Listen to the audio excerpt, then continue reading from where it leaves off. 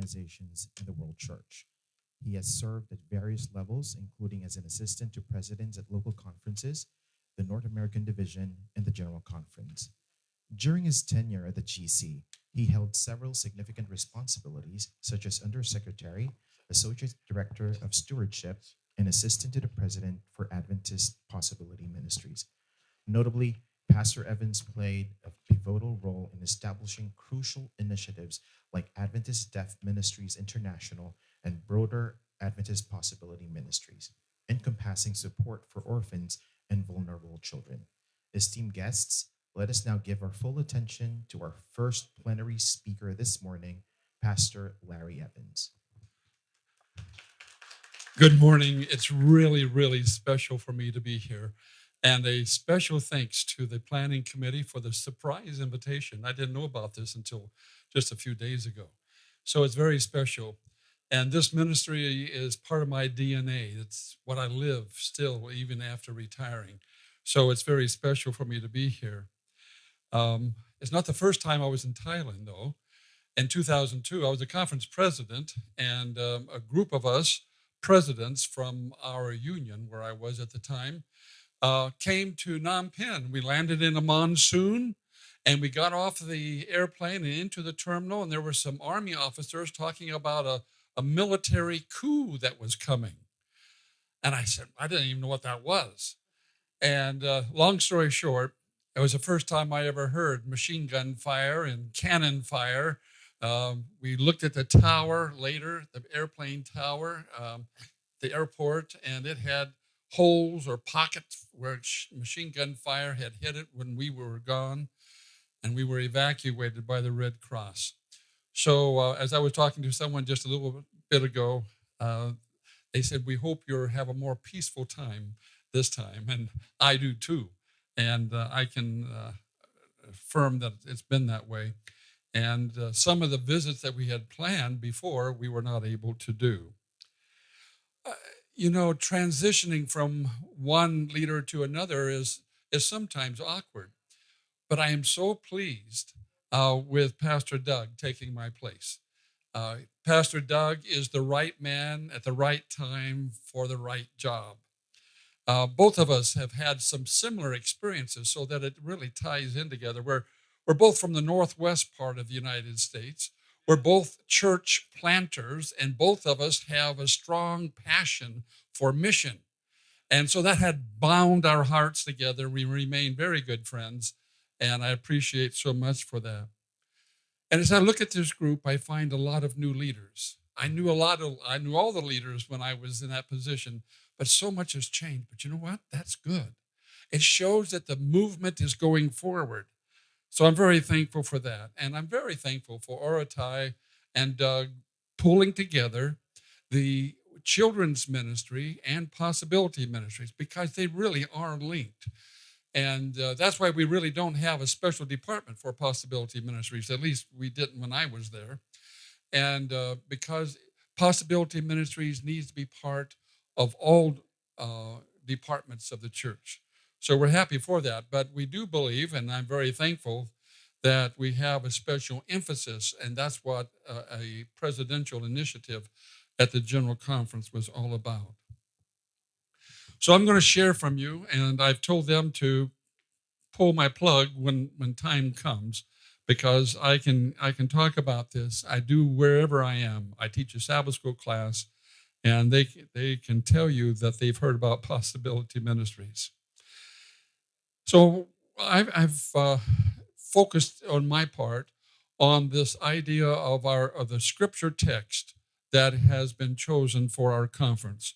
And I've referred to it initially here. You'll see some additions to it a little bit later. We're called to be sent. And the key text for that my presentation is Isaiah chapter 1, verse 17. Learn to do right, seek justice, defend the oppressed, take up the cause of the fatherless, plead the case of the widow. So whenever I take a Bible verse like that, I want to go back and understand the times in which it was written to see if there might be some applications for our time today. And sure enough, When I go back to Isaiah, the first 5 chapters of Isaiah portray a troubling time. There was a troubling time with the Assyrian armies ready to attack in multiple ways. It was also a social unrest at the time, and troubles outside, but there were also troubles within Israel at that time. Troubles within corrupting social issues. There were social issues that were dominating the time. There were injustices everywhere, both inside and outside Israel. There was a lost passion. People were no longer caring for the oppressed. The lost passion to serve others who were less fortunate was missing. It was then that Isaiah, standing on the temple of or the porch of the temple, that he received a vision. Isaiah chapter 6 is that chapter where Isaiah receives his call. And he says, I saw the Lord. And we need to pause for a minute. Don't just read some words quickly, because there is something very significant there, as we will talk about in just a moment. Seeing the Lord. Seeing the Lord changed the way he related to the outside pressure and the inside pressure. And after seeing God, he said, here am I, send me. But it didn't stop there. He said, we read here, it was then that he had the vision of God's purity and holiness. When he saw God, he saw God's holiness, God's purity. It was then that he saw himself in a new light. He saw himself differently before he saw others differently. It was then that he felt helpless and hopeless. It was then that the enormity of his calling seemed impossible. When he saw God and he saw himself and he saw the mission that he was being assigned, it seemed impossible. And he came to the conclusion, woe is me, I can't do it. I can't do it. Woe is me, I'm not the right person. And I can tell you that I talked with many people who were later become APM leaders. They said, why am I doing this? And I said the same thing. To truly prepare Isaiah for his calling, Isaiah must experience a new revelation of God. His character, God's mercy, God's equipping power.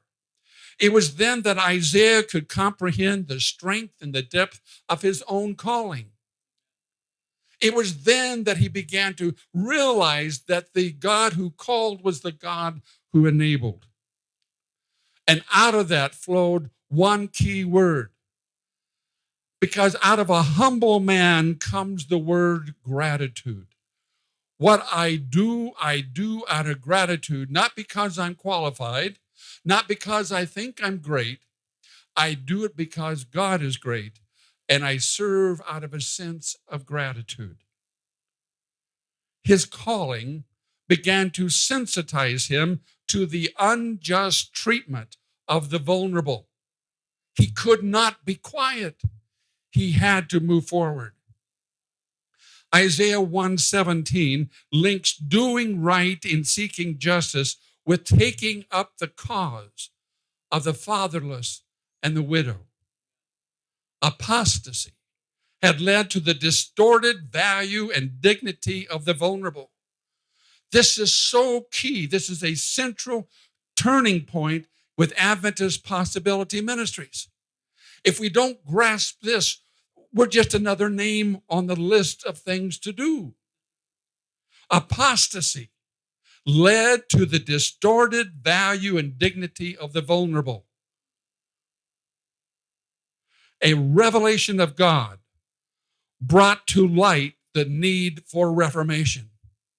You see, reformation and possibility ministries goes together. And I tried to tell Elder Wilson this, and he listened. But you see, we are that arm of the church that helps bring about a reformation. Reformation not in just doing, but in the way we think. Many of the seminars that I do even today is to challenge the way we think. There's even an article coming out in the Adventist Review, I think. I just sent it in at their request and Doug's request. But the idea is we have to challenge the way we think before we change the way we do things. And that begins to change all sorts of things.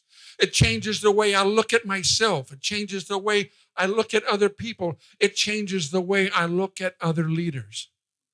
Because I look now with possibilities. I can tell you that I have talked with Muslims and Hindus and Buddhists. And whenever I talk, they ask me, what do I do? I said, I'm in the work of possibility ministries. What is that?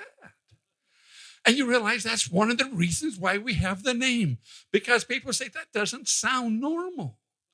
And it's not normal because I don't care who it is. We see possibilities in them that they may not see. And that's why we need the Holy Spirit. So Isaiah 1:17 says, learn to do right, seek justice, defend the oppressed, take up the cause of the fatherless, and plead the case of the widow. It's not a matter of rights. We go down that road of rights, we're going to miss the point of possibility ministries. Yes, there are rights. I'm not denying that. But we must not stop there. It's a matter of recognizing the value, the dignity, and the potential of every individual. We changed our name, Disability Ministries, to Special Needs Ministry. But the more I traveled among you, the more I began to realize that some people found the word disability as a condescending word. There's nothing wrong with the word disability ministries. There's nothing wrong about that. That's not my point. The point is that we had a bigger vision. We wanted to begin to teach, not that somebody couldn't do something, but because God saw possibilities that didn't even understand. That's the rationale behind it. God sees in everyone not a disability, but a possibility. And we can say that without denying a disability. We're not denying disabilities. We're just not putting a period, a full stop after that word. We're called to help reveal that possibility. So let's put the emphasis where God does. Biblical writers introduce God to the world. That's what the Bible is. God introduces himself in Genesis chapter 1. I mean, he's working through writers, Moses and whoever else in the Bible, but God is introducing himself. And that's what we need to understand when we read the Bible. God's introduction of himself is as a father to the fatherless and a defender of widows. We find Job taking up the mantle. Job testified that he was the eyes to the blind and feet to the lame and a father to the needy. We're carrying on the Father's work. When Jesus was asked, who he was, he says he was doing the Father's work. That's what we are doing. In Zechariah chapter 7, verses 9 and 10, we find this word, this is what the Lord, remember, capital O, capital L, capital O, capital R, capital D. That's the word for Yahweh, Yahweh. And that means the covenant God, the God who is true to his word. The Lord Almighty said, administer true justice, show mercy and compassion to one another.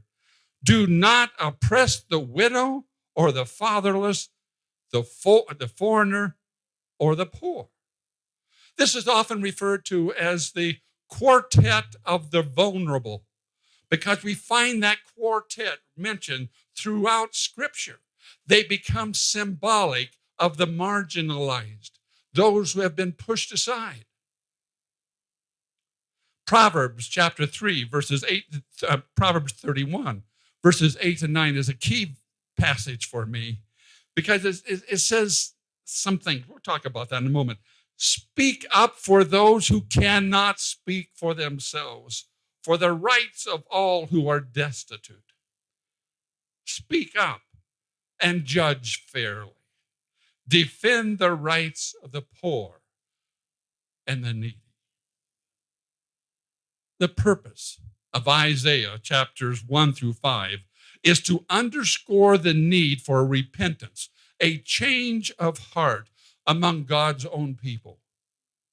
Chapters 1 through 5 in Isaiah lay the foundation for Isaiah's special mission and for ours. We've got apostasy in the land. We've got social injustices.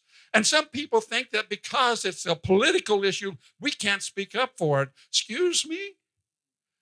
We speak up for those things, whether they're political or not, because people are created in the image of God, not in the image of a president of some country or someone's running for an election. Deliver me. We are here defending the people that God created. God's calling in the midst of apostasy leads to us being sent so that we can seek. See, it's a transition. We're not just sent, we're sent for a reason. We're sent to find and more. There's more to God's calling than just strategizing, just lecturing, just praying, just defending rights. That's not enough. God's calling is also God sending and seeking those in need. We must do that. The one who created Isaiah, the one who created everyone at this Congress, the one who created every disabled person, the one who created every orphan and every vulnerable child, that one is inviting every orphan and abused child to hear his call for them also, that they too may say, "Here am I, send me." You see, when we reach the orphans and we provide their needs and provide the housing, the lodging, and the loving care, that is good. But to stop there is a welfare society. We enable these children to realize their possibility given to them by God, and now they become God's ambassadors. We have that bigger vision in mind, not denying the other, but moving on from there. We aren't called just to find the vulnerable. We are called to also send them so that they may find others and share what they have found. And I've heard stories about that already since I've been here. And that is indeed exciting. At the heart of Adventist Possibility Ministries is the core belief that all are gifted, needed, and treasured. That's the motto. We worked that out among division representatives at the time when we first got started. And that has stayed with us because it is a core truth. It can be stated a number of different ways. But all are gifted, needed, and treasured. And every person needs to know that and experience that. And let me just put an addendum to that. Having a name on a membership doesn't do it. They must also have a feeling of inclusion and a sense of belonging. Until they feel like they belong, we haven't achieved our goal. The revelation of God's presence to Isaiah provided the rationale for a radical reformation.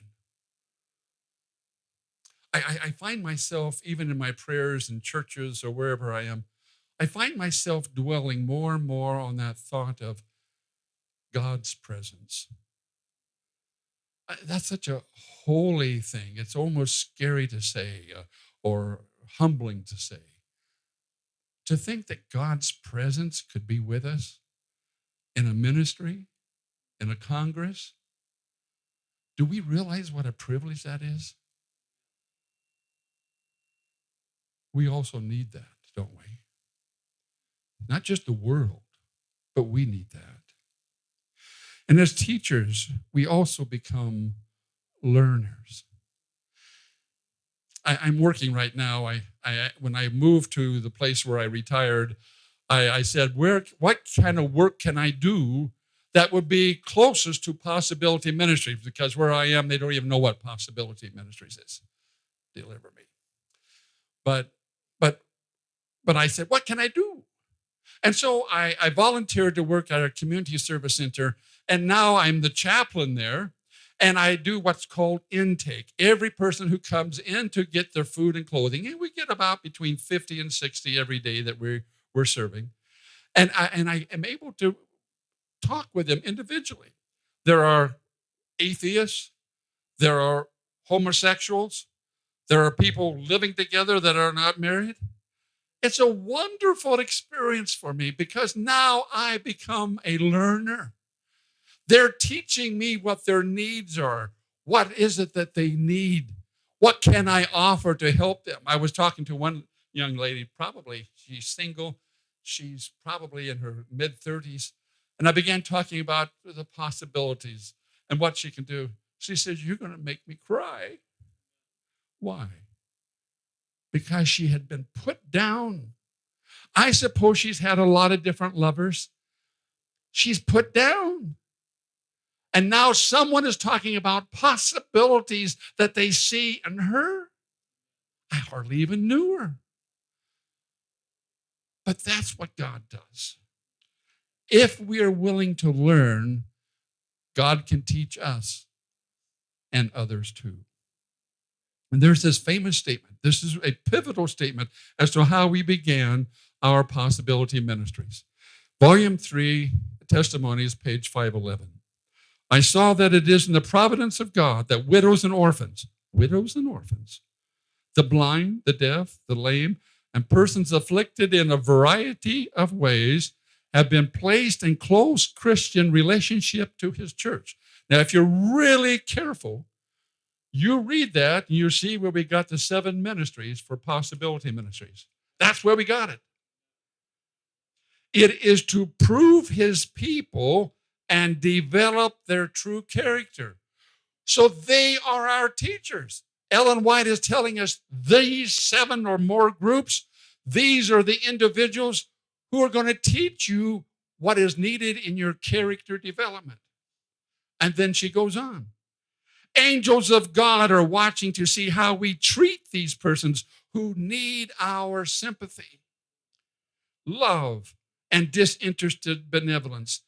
And then she says, and I cannot erase this from my memory, this is God's test of our character. Adventist Possibility Ministries is not just a nice name. It is a seeking, a sharing, and a calling ministry. Possibilities are seen because it is God the Father who seeks his orphan children through us. And I'm sure I'm getting close to my time. Oh, they give me my signal. Okay, I can do it in 5 minutes now. I can tell you right where there's the moment. I was meeting with the division presidents, and all of the division presidents and those of us with the presidential group were asked to give some objectives as to what we're going to do. I said, boy, what am I going to say? Put me on the spot. And it was very clear, came to me. I want to be careful how I say that, but I became very clear in my mind that we, at that time, you may change things differently.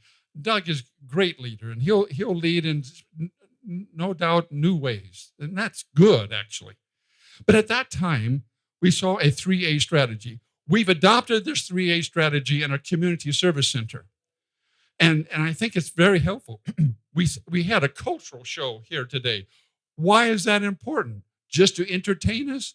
Or does it help us do something else? And it's this one.